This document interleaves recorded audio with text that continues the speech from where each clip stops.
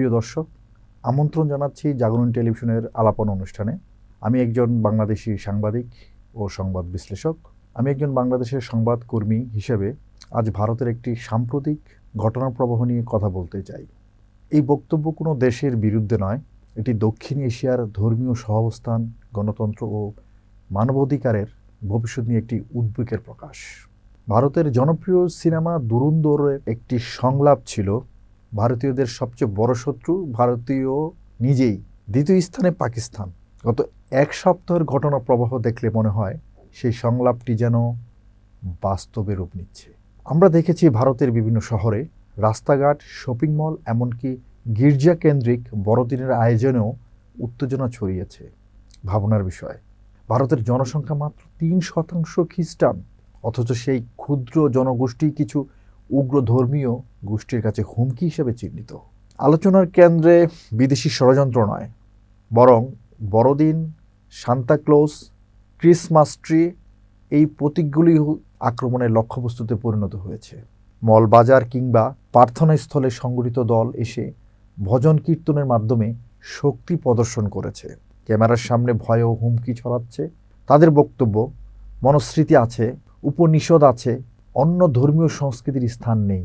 প্রশ্ন ওঠে, এটি কি ভারতের সাংবিধানিক ধর্মনিরপেক্ষতার প্রতিফলন?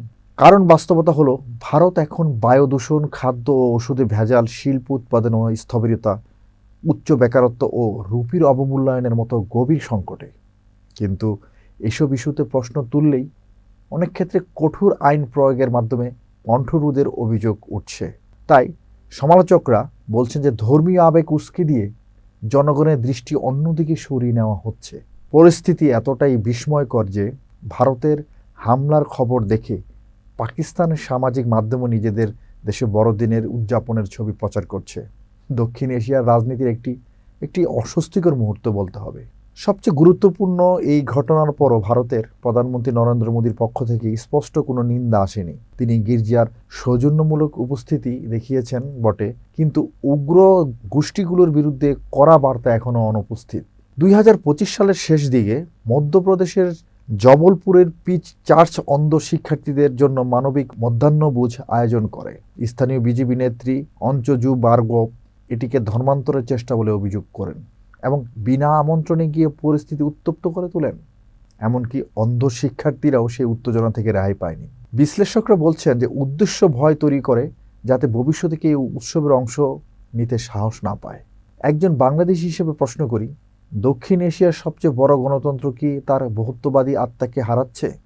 এই প্রশ্ন শুধু ভারতে নয়, এই প্রশ্ন পুরো উপমহাদেশের ভবিষ্যৎ নিয়ে। ভারতের বড়দিন উদযাপন ঘিরে উত্তেজনা বৃদ্ধি, ক্ষুদ্র খ্রিস্টান জনগোষ্ঠীর নিরাপত্তা ও সাংবিধানিক ধর্মনিরপেক্ষতা নিয়ে প্রশ্ন, উগ্র গোষ্ঠীর শক্তি প্রদর্শন ও প্রধানমন্ত্রীর স্পষ্ট নিন্দা অনুপস্থিত। দক্ষিণ এশিয়ার ধর্মীয় সহাবস্থান ও গণতন্ত্রের ভবিষ্যৎ নিয়ে প্রশ্ন, ভারতের বড়দিন ক্ষুদ্র জনগোষ্ঠীও কেন হুমকির মুখে? প্রকৃত সংকট আড়ালে নাকি আবেগের রাজনীতি? আজকের মতো এতটুকুই। পরবর্তী প্রোগ্রাম দেখার আমন্ত্রণ জানিয়ে শেষ করছি। ধন্যবাদ।